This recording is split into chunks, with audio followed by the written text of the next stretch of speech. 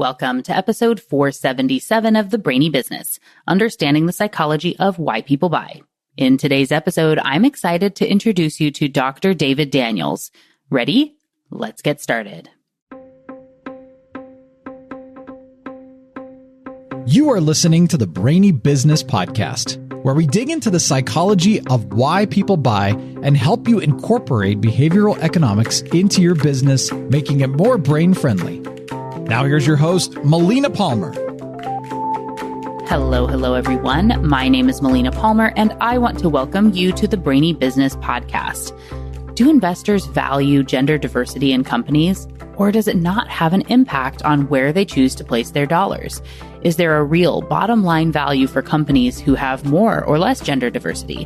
While this hasn't been able to be quantified or shown in a causal way for decades, new research from my guest today, Dr. David Daniels, has an answer, and I can't wait to share it with you. So who is he? David is a presidential young professor at NUS Business School. He holds a PhD in business administration and a master's in economics from Stanford. His work has been published in Organization Science, Proceedings of the National Academy of Sciences, Organizational Behavior and Human Decision Processes, Journal of Consumer Research, and Research in Organizational Behavior, and has been covered by media outlets such as Harvard Business Review, Time, Forbes, PBS, NPR, and NBC. His research focuses on influence, negotiation, decision-making, motivation, as well as groups and organizational diversity. His primary approach involves developing and testing theories in natural field settings using cutting-edge research designs like field quasi-experiments and natural field experiments, and large-scale datasets to credibly estimate causal effects in natural, real-world contexts, and thereby generating new insights which can advance theory and inform policy. He's won multiple awards, including the Best Paper Award from the Academy of Management, the Rising Star Early Career Award from the Association for Psychological Science, and the Early Career Research Excellence Award from NUS Business School. Really quickly, before we get into the conversation, I want to be sure you know that there are links in the show notes for my top related past episodes and books, ways to get in touch with David and myself, and more. It's all within the app you're listening to and at thebrainybusiness.com/477. Now let's jump right in. Dr. David Daniels, welcome to the Brainy Business Podcast. Hi, it's great to be here. Yay! I'm so excited to be chatting with you today. We had a nice little pre-chat, as always. And for everyone who doesn't yet know you, before we jump into the research, can you tell just a little bit about yourself and the work that you do? Sure. So I got my PhD at Stanford's Graduate School of Business, and now I am a business professor at the National University of Singapore's Business School in Singapore.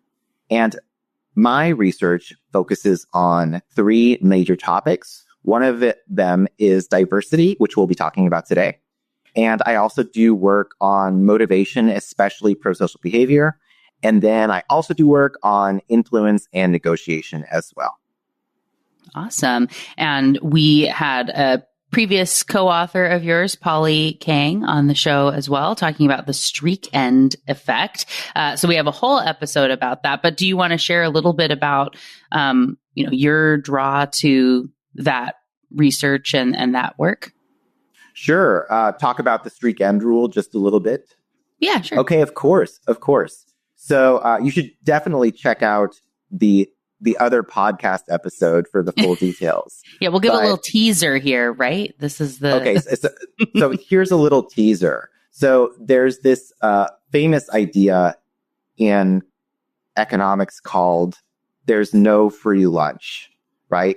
And the idea is that if you're walking along the sidewalk and you see $100 bill on the ground, there's no point picking it up because it must be fake. Because if it were real, someone else would have already picked it up, right? And so this is the idea that you can't get something without taking some loss on something else. And it's closely related to the ideas of optimization and Nash equilibrium and game theory. However, if you relax the assumption that people are sort of perfect, idealized, rational decision makers, you can find free lunches. And the streak end rule is a framework for thinking about free lunches you can find. So here's an example. If your day was going to have 2 hard tasks, so your day would normally be, I'm going to do one hard thing, and then I'm going to do another hard thing, and then my day is over. That's going to be a really hard day. You'll walk away thinking, wow, the day ended on a hard note, and I did a streak of 2 hard things. But what we show in our paper called the streak end rule is that if you add an easy task sandwiched between the 2 hard tasks, you'll actually feel much more motivated at the end of the day. You'll feel less burned out, more energized. And it's because your day still ends on a hard note, but you broke up the streak. So we went from hard to hard, easy, hard. And what happened is you ended up doing more work, but you feel better at the end of the day. Now that's a win-win. And the same idea can be applied to managers and employees. If you can design work in a wiser way, then there are ways for more work to be done in a way that's better for the worker as well. And so I kind of want to leave it there, but one takeaway for now is break up hard streaks any way you can, even by adding more work as long as it's easier. And that will be a win-win for yourself and in our organizations as well. So I'll leave it there. Go check out the other podcast episodes to learn more. Love it. Love it. Love it. Yay. What a great explanation. And the free lunch is a different take on the conversation that I had with Polly. So that's super fun, right? Get to have these different, angles and perspectives on the research. And I, just find that paper fascinating, and it makes a lot of sense. And it's really nice, like you said, of, we can actually do more and feel better about it. Like, why would you not? You can't. You can't. Why would you not? Well, the answer is it's not obvious how to do that. Right. Right. It seems obvious when we're talking about it. Yeah. Exactly. Right. But then discovering those, and for you. So actually, Polly and I do talk quite a bit about some ideas for that. So yes, we'll check that out. We'll put a pin in it for now. And everyone will go check out the streak end effect after listening to this conversation, which is, maybe not in an entirely different direction, but really talking about... It's not entirely different. Actually, I should say one more sentence about the streak end rule. So yeah. I told you the takeaway, but I kind of buried the lead. So here's the one sentence. Here's the idea in a nutshell. You do a lot of different tasks as part of your job. And some of those tasks are easy and some are hard. But at the end of the day, you don't remember all the tasks you did equally. And the 2 sort of types of tasks that you never really forget when you're thinking about a sequence of tasks are the final one, like the last thing I did today as part of my work. The final one, you think about it in a way that's sort of 50 times more salient than, let's say, the second to last thing you did. Okay, when you're evaluating your overall day. So that's the end effect. And then the other thing we show is we call it a streak effect. So if you got 3 hard tasks in a row, like hard, or hard, which is a streak of 4 hard tasks in a row. The hard tasks in those streaks, if it's the longest streak you had, are also overweighted by a factor of about 50.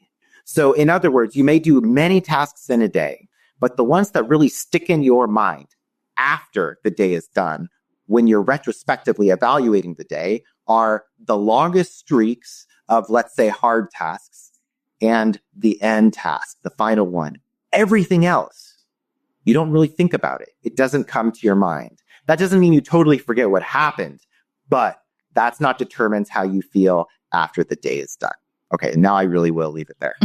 I love it. I love it. And, for everybody, of course, the peak end rule is very closely related on this. And so, Yes. again, we won't dig in, but we have an episode on that as well. So let's talk about this new paper, this other paper you've been working on. I sort of hesitated to say new because I know you've been working on this for a really, really, really long time. Yes. And you just finally got to publish and start to talk about it, which That's is right. exciting. So tell us about the research, and let's go back to the beginning, I guess, or however you Sure. want to talk about it. Yeah. So there's a paper that is new. It came out relatively recently, but in some sense, it's really old. And I think the way you put it was perfect. We have to go back to the beginning. The genesis of this paper dates back to before I started my PhD program. So it was after I got in. I wasn't just randomly doing it, but it was before day one. And so I was about to start, and I was thinking, okay, what was I interested in? So even back then, one of the three big things I was interested in was diversity. So I was like reading papers. I was looking for like, what are the animating questions that people really care about? And one of the most important questions in the diversity literature is the debate over what's called the business case for diversity. And so this is the question of, does diversity cause better performance in our organizations? So for example, if the gender diversity of an organization went up from like 30% women to 40% women, would that cause an improvement in performance? Would the company make more money? And would the workers become more creative, more innovative? Would decision-making become better? And this has been one of the central questions in research on diversity for decades. And it seems a little hard to believe, but there's actually no clear answer yet. The debate continues. And the reason why is this. So it has to do with causality. If we really want to pin down causality in the social sciences, the behavioral sciences, the medical sciences, we know how to do that, at least in principle. And the answer is you run a randomized experiment, right? So this is why we know that painkillers work and don't have crazy side effects that will also kill you. The idea is we take a bunch of people into our experiment and we randomly assign them to a treatment group or a control group. So we might give the treatment group Tylenol, and then we give the control group a placebo drug, which is a fake drug. And then if we have a large enough data set, we'll be able to detect that, yeah, Tylenol really does reduce pain compared to a fake control placebo drug. So that's how we learn about causality, mostly from randomization. The problem with diversity is you can't randomize it, at least not in major companies, right? Google will never let me or anyone else randomize who works there. And that is an incredible barrier to learning about what diversity really does. And so that has been impossible. So what have people done? They've had to rely only on correlations. And correlation is not causation. So let me lay the groundwork for this discussion by giving a fact that there's no dispute about.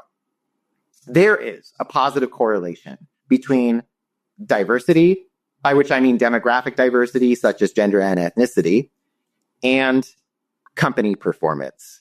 There's zero dispute about that. That's true. But what's not clear is why. So the business case for diversity hypothesis says that, well, one thing that's going on that contributes to that correlation is, diversity causes better performance. What that means is if we force companies to increase their diversity, or if they, if we cause them to do it, right, then they would have better performance. It would cause them to have better performance. So that's one possibility, but there are other possibilities. So a second possibility is reverse causality. So it could be that better performing companies have more resources, more money, and that puts them in a better position to attract and retain more women and ethnic minorities. Now, the second reverse causality possibility is definitely happening. There's little dispute about that. And it's because we are confident that reverse causality is in the mix. That makes testing the business case for diversity very hard.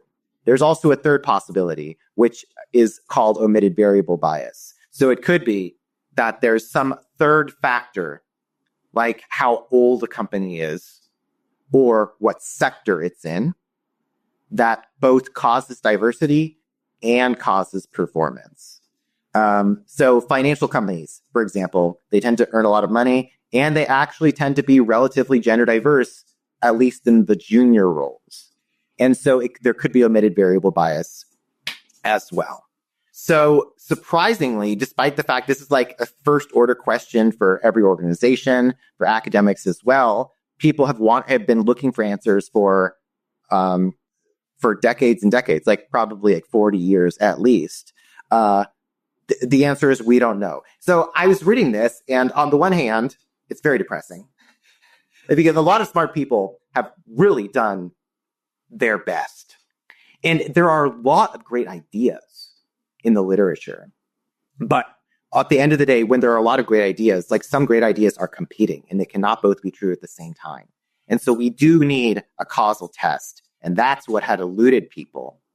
And so on the one hand, that's kind of depressing. But on the other hand, the glass half full side of it is, I thought this could be an opportunity.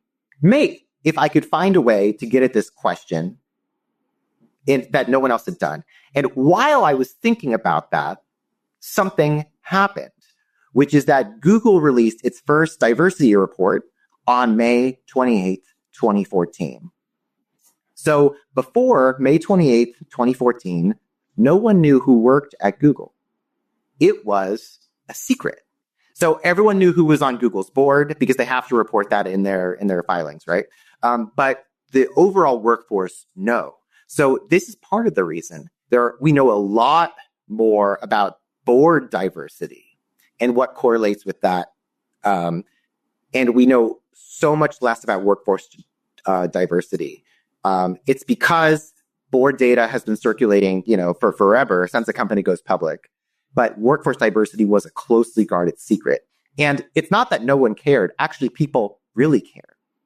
So, for example, like at some point when Google started to get big in the 2000s, CNN started knocking on their door. And they wanted to talk about who works at Google. And Google said, oh, we're not going to tell you.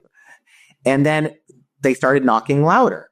And they said, and eventually it came to a point where they said, okay, you have to tell us. And here's why.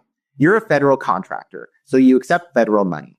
And because you do that, you must abide by certain disclosure requirements. And among these requirements are you have to tell us who works here. And so under the Freedom of Information Act, you legally must tell us what your workforce gender diversity is. That's what CNN said. And they filed a FOIA request.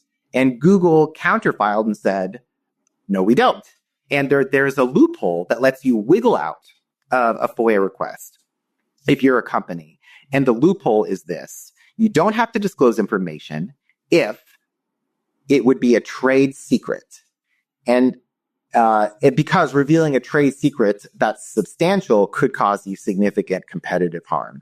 And that is what Google said. It said that its workforce diversity numbers were, and I quote, trade secrets. And if it were to reveal them, Google would suffer a substantial, quote, competitive harm.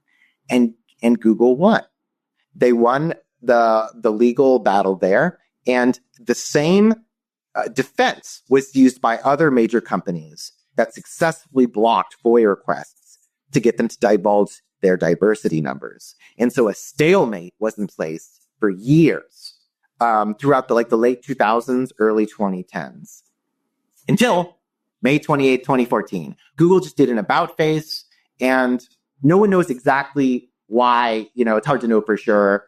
But what my conjecture is that they saw the writing on the wall, thought that eventually these diversity reports were going to come out, and they wanted to stake a claim and say, okay, let's try to get out in front of it, and then we'll claim the mantle of leadership on this issue, or that's something we'll try to do.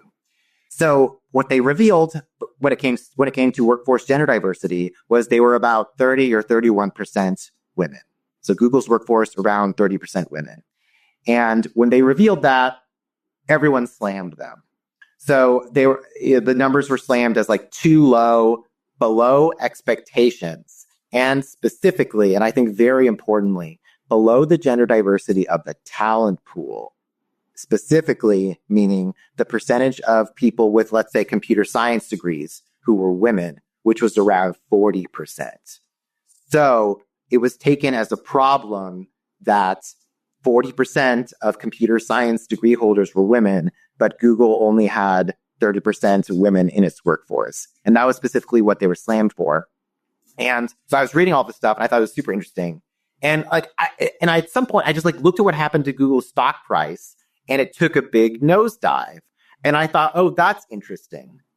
And I sort of marinated with that for a few weeks. And then what happened after Google's first diversity report was that it sort of forced the other big tech companies like eBay, LinkedIn, and so on, Yahoo, to start releasing their own first diversity reports as well. So those other companies' first diversity reports came out in the weeks and months to follow in 2014. And what I eventually realized was that I could build a database that sort of took the diversity numbers from every first diversity report and took the stock price reactions to every diversity report and lined them up. And my hope was that I could use that kind of data to back out the stock market valuation of workforce gender diversity and answer the question, do investors value workforce gender diversity? Do they think that firms have too little, meaning an increase would be good for the company, or possibly too much, meaning that a decrease would be good for the company? And that is eventually what I ended up doing. So that's the genesis of the project. And so the genesis dates back to 2014. The project, the paper came out this year in 2024. So it took about 10 years.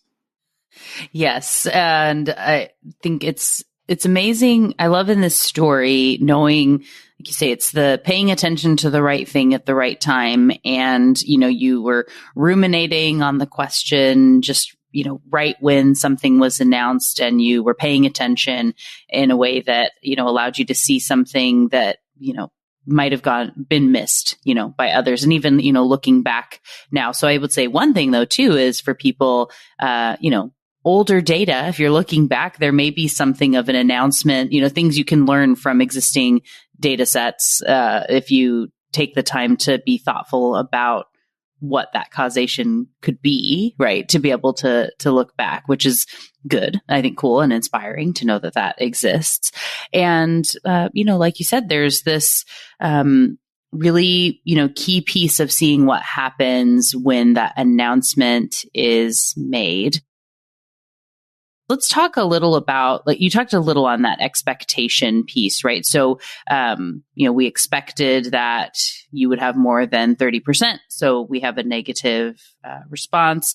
Does the positive side see a positive lift for those organizations where you're expecting it to be low because everybody's at 30%, but we had 35, or whatever, that happens to be, how do those things go together? And of course, I know we'll get to this, but, how does that translate into real dollars for an organization?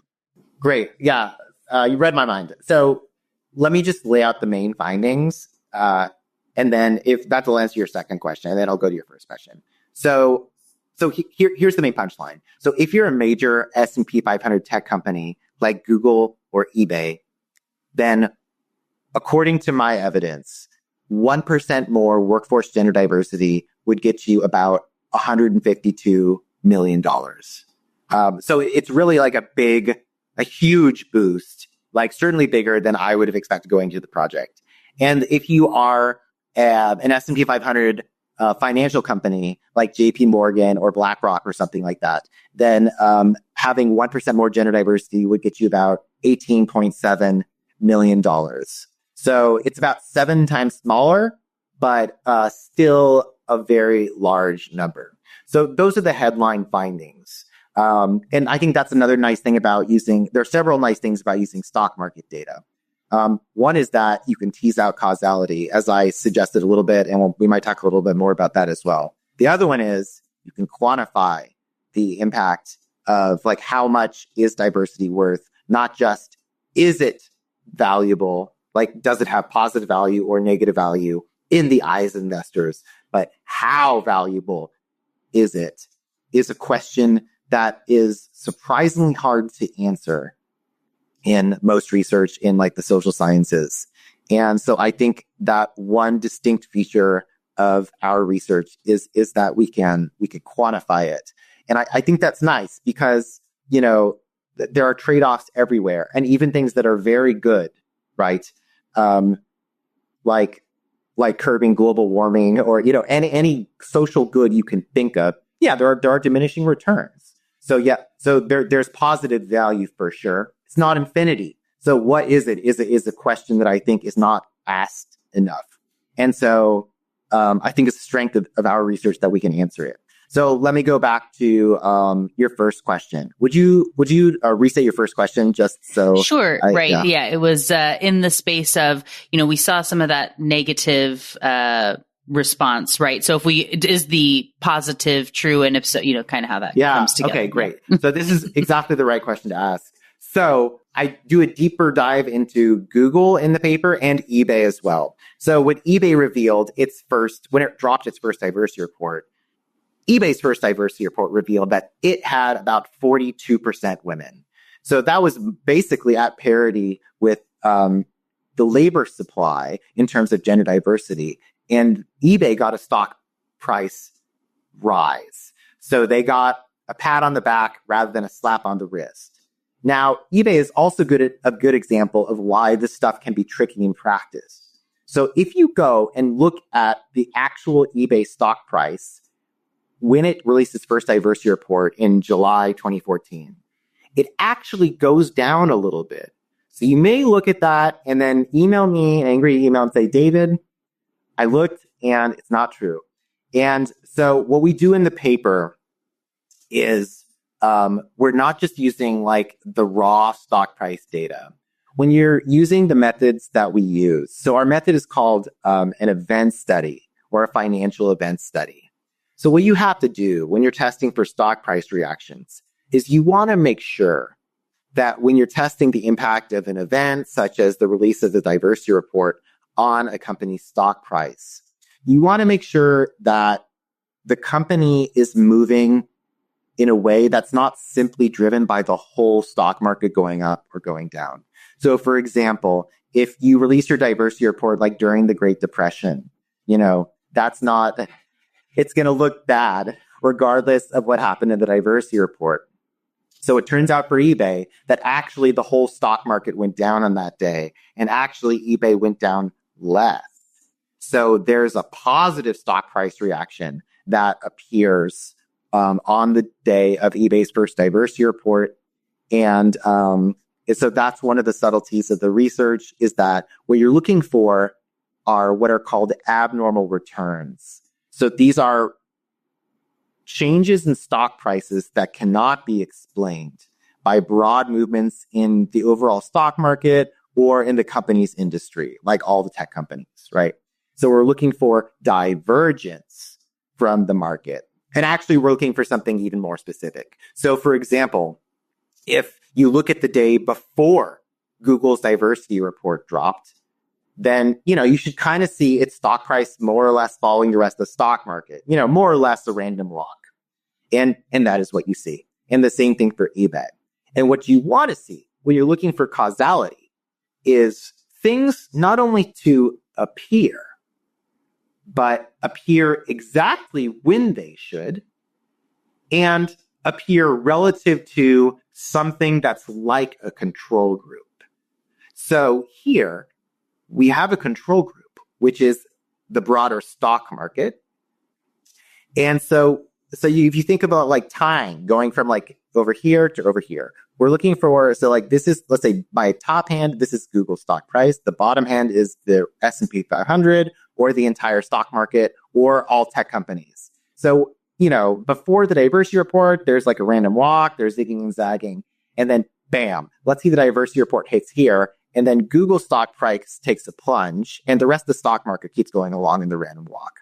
So you're looking for a divergence relative to other observations that act as a kind of control group. And the divergence should appear when the diversity report came out exactly on that day, right? It shouldn't be like 4 days later because the market should price it in very fast, or at least start to price it in very fast, right? And the day before the diversity report, if the report wasn't leaked, you shouldn't see anything, really. And that's exactly what happens for Google and for eBay. So you see a stock price reaction when you should, which is starting day 0, the day of their first diversity reports. It starts appearing on day 0, and then it keeps getting bigger actually for about 7 days, and it kind of then asymptotes out, which is actually a pretty slow stock market reaction. So there is a big reaction very fast. But I think there's a lot of ambiguity about diversity. This is one of the hardest things for a market to price, right? Like, let's compare it to like the death of a CEO who was really good. Now, how to price that. The stock price of the company is going to drop when that happens. But for diversity, I think it's not so clear. So what you see the more risk-loving investors, or at least risk-neutral investors, move first. And so that's where you're getting the initial like day 0 stock price reaction. Almost everything in our paper is just about day 0, the immediate first day reaction. However, what you also want to see is that it doesn't just like blip for 1 day and then go immediately back or anything like that. And we don't see anything like that. It actually continues. It's called continuation or momentum. And then it asymptotes out after about a week. So my interpretation of that, which is somewhat speculative, is that the market's really slow at pricing this in. But as it learns more about diversity, it's going to get faster and faster. Anyway, so to wrap this up and summarize your answer, eBay reveals that it has a relatively high number of women in its workforce, and it gets a stock price boost. Google, of course, revealed that it had relatively low numbers of women, and it gets stock price drop. And it's not just Google and eBay. If you line all the tech companies up, it's pretty close to a line. And the companies on one side get rewarded, the companies that revealed high diversity, relatively speaking. And the companies on the other side get penalized. So this is not a case where we like only see penalties if it's bad, but then if it's high, there's nothing, right? It's not that. We see both rewards and penalties, which means that investors' expectations were somewhere in the middle, which makes perfect sense, actually, right? Because if you're not sure, you're going to take a guess, which is going to be, somewhere in the average. And then when information is revealed, then you'll learn, and your beliefs will go in one direction or the other. So that's exactly what should happen.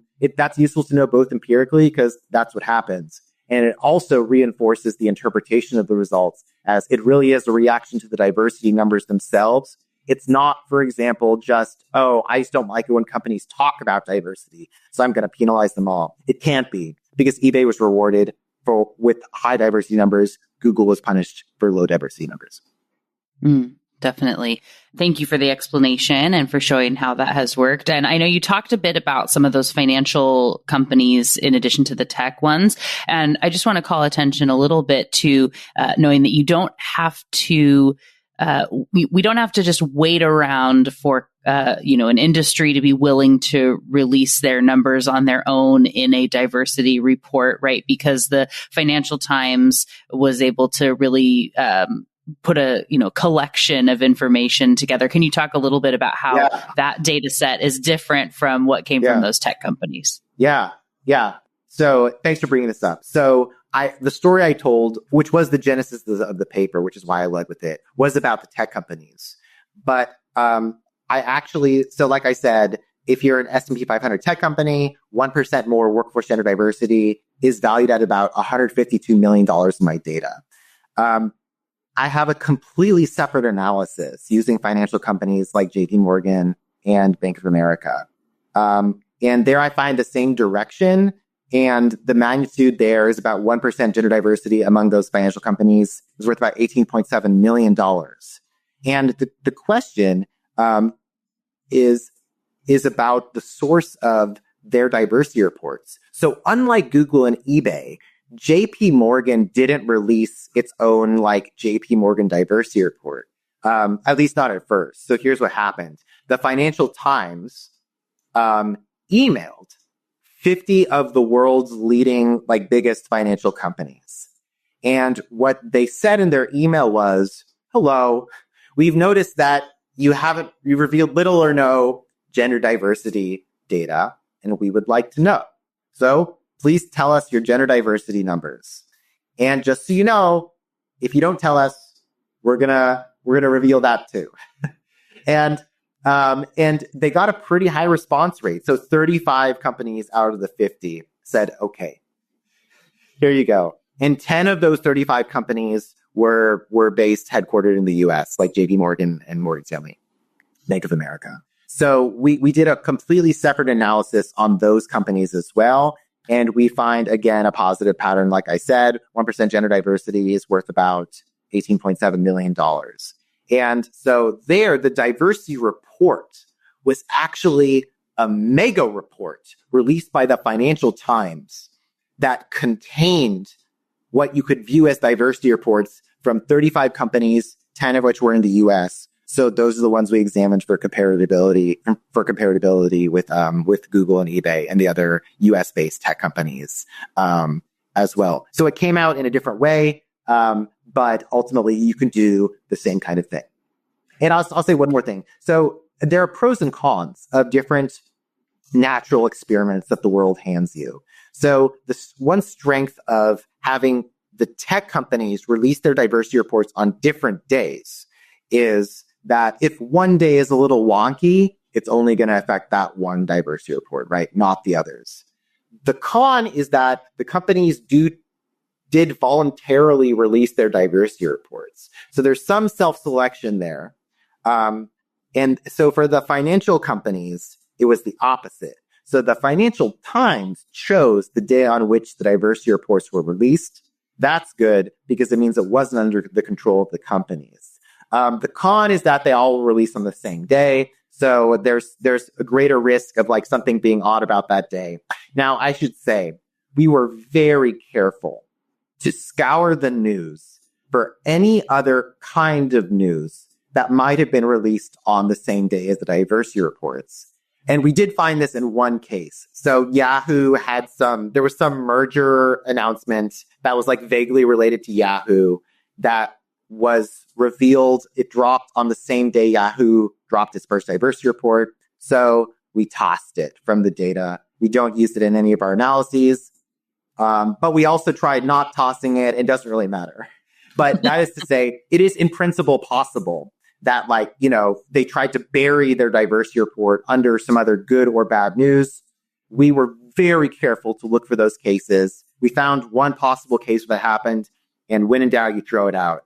And then I also did something similar for because I talked a little bit about what are sometimes called placebo tests. So the day before the report happens, you shouldn't see anything going on in the stock market really because there's nothing that happened. You should find a null effect, right?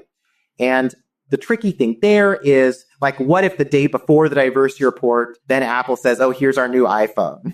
So then that's not a valid control placebo day. So we also had to drop those. So I became an expert on this 3-month window around the diversity reports.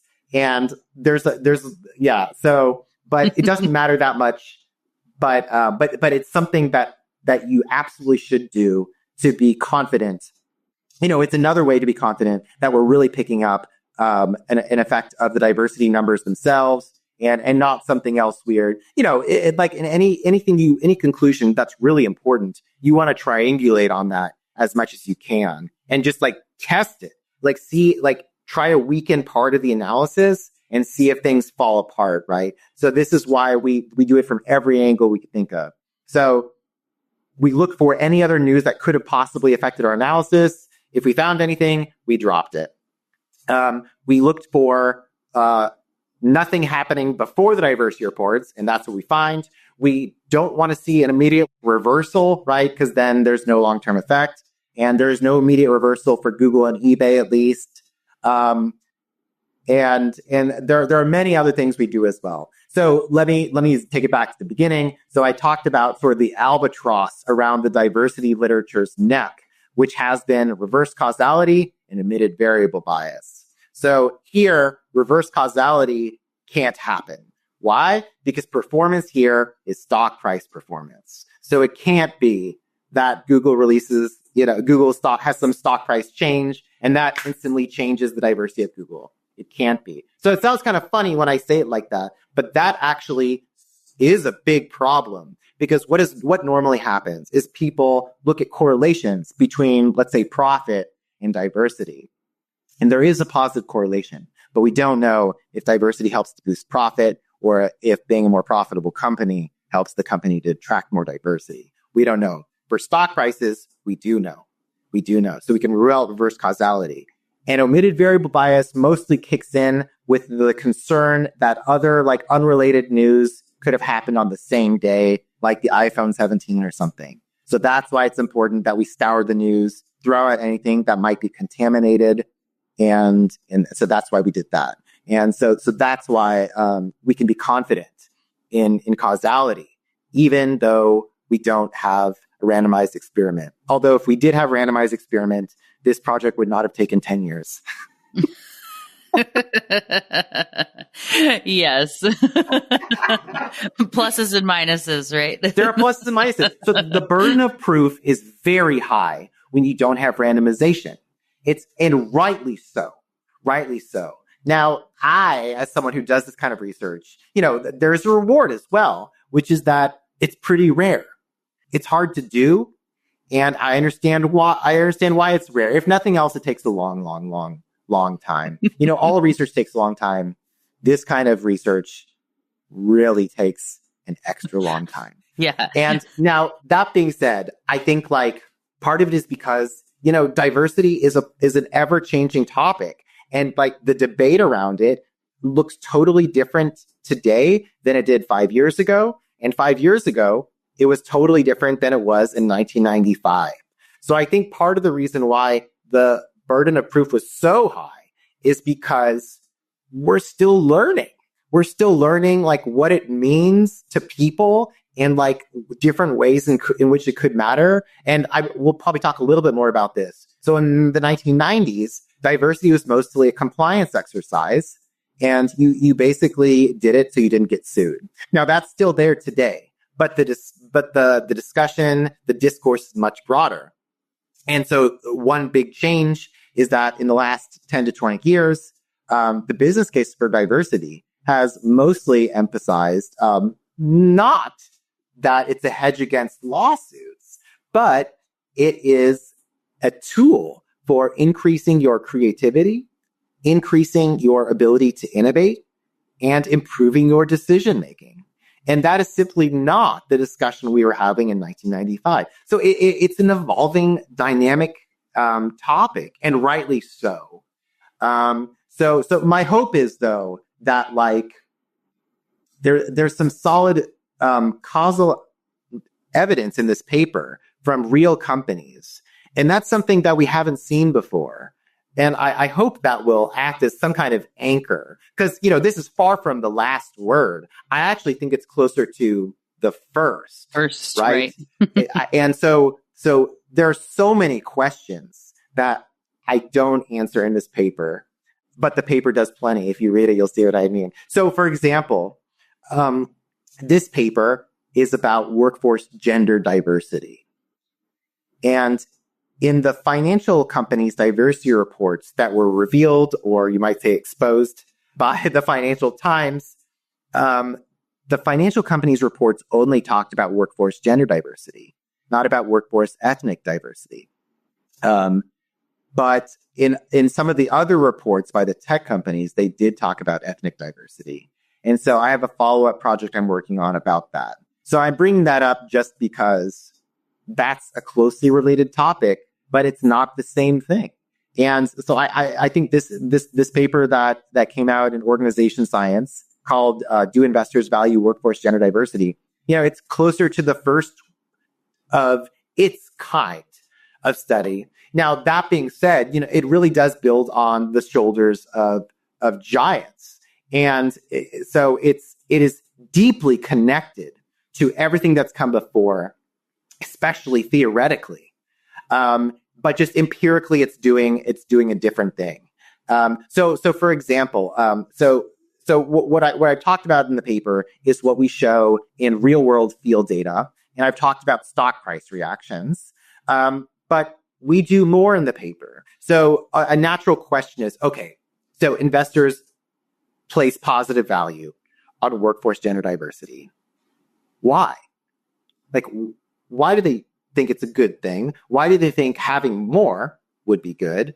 What do they think it does to an organization when its gender diversity goes up? And so what I wanted to do was I wanted to sort of unpack the psychology of investors and let them tell me why they were doing it. But of course, the researcher has to decide what questions to ask them. So my co-authors and I thought about this for a long time.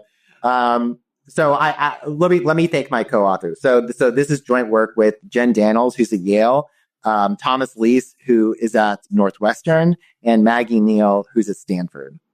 So the four of us thought very carefully, and because at one point we were should we keep it focused and only ask about okay, if a company says it has a lot of diversity, what do you think happens to its creativity? Do you think it's more creative or less creative? And so that seems obvious. It's we have to look at that. But then a lot of the classic stuff from the 90s talks about being sued. So then I was okay, we have to look at that. And at some point, we just decided that we have to do a huge literature search, look at everything that's been done, and try to pare it down to a top 6 or something like that, a manageable number. And so that's what we did, which took several years. And we landed on a top 6. And we ended up landing on 3 possible upsides of diversity and 3 possible downsides. So the 3 possible upsides we considered were, do investors think diversity is good for performance because it boosts creativity and innovation? Does diversity help you think outside of the box? Is it like the antidote to groupthink and conformity, right? Does it improve decision-making? That's one possibility. And we didn't want to take an empirical stance on that. We wanted investors to tell us what they thought. So we also looked at, do investors think, okay, one thing diversity does, it reduces legal risks or, negative scrutiny from politicians or regulators. It gets them off my back. So we looked at that as well. Another possible upside of diversity. And then the third and final upside we looked at was this. Are investors thinking, diverse companies are simply more ethical investment targets, like the opposite of a sweatshop. So I'm not going to invest in a sweatshop no matter how profitable. And diverse companies are kind of the opposite. This is the kind of place where I want to put my capital in. And so those are the 3 upsides we asked investors about. The 3 downsides we looked at were, do investors think that more diverse companies are going to suffer more from negative stereotypes? Maybe someone has a beef with women, not necessarily me, the investor, but maybe people won't buy from that company. And as a result, I'm afraid of investing in that company. That's one possible downside. And then the last 2 we looked at were, do investors fear that there's more interpersonal conflict among more diverse companies, or more conflict over the tasks? Do people just fight about the best way to get things done? So the punchline is that investors have feelings about all those things, but only their feelings about the upsides track their investments. The 3 downsides track like 1% of variation in their investment behavior. The 3 upsides track about 99%.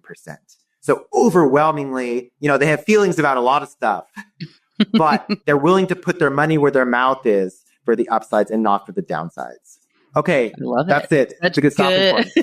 I love it. And such good information for people to make the case for positive diversity. So thank you again, David, for joining me on the show. We will, of course, have links to your website and to the paper and LinkedIn for people to connect with you. It's just been delightful to chat with you here today.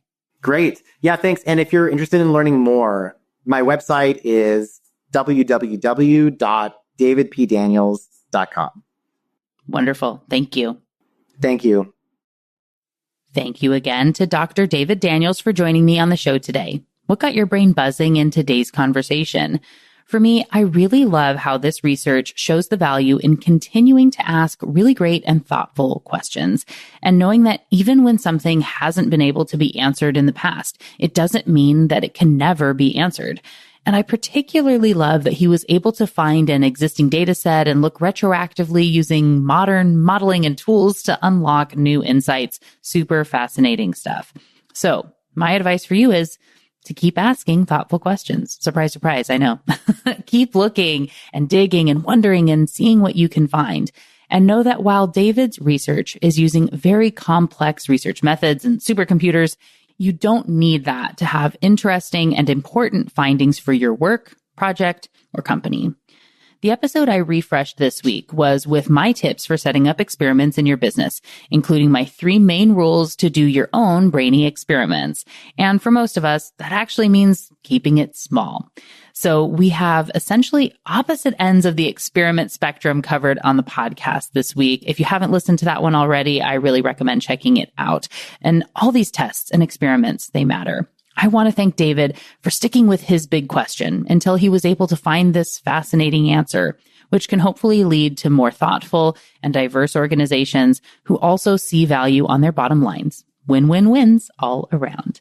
As we close out the show, don't forget about those show notes, which include links to my top related past episodes and books, ways to get in touch with David and myself, and more. It's all waiting for you in the app you're listening to and at thebrainybusiness.com/477. And thank you again to Dr. David Daniels for joining me on the show today. It was a delight to chat with and learn from you. Join me Tuesday for another brainy episode of the Brainy Business Podcast. It's going to be a lot of fun. You don't want to miss it. Until then, thanks again for listening and learning with me. And remember to be thoughtful. Thank you for listening to the Brainy Business Podcast. Melina offers virtual strategy sessions, workshops, and other services to help businesses be more brain-friendly. For more free resources, visit thebrainybusiness.com.